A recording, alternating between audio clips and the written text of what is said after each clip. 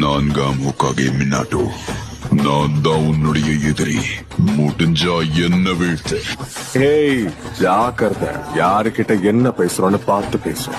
எனக்கு இந்த மாதிரி தற்பெருமை பேசிக்கிட்டு சுத்துறவங்களை பார்த்தா சுத்தமா பிடிக்காது, பயங்கர கோவம் வரும்.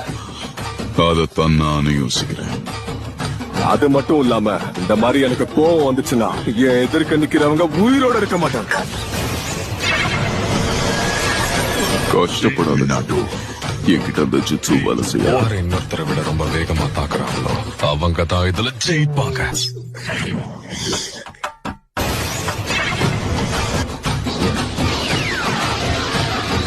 நான் ஜெயிக்க போறேன். நீ ஃபினிஷுடைய எல்லோ ஃபிளாஷ் நிரூபிச்சிட்ட.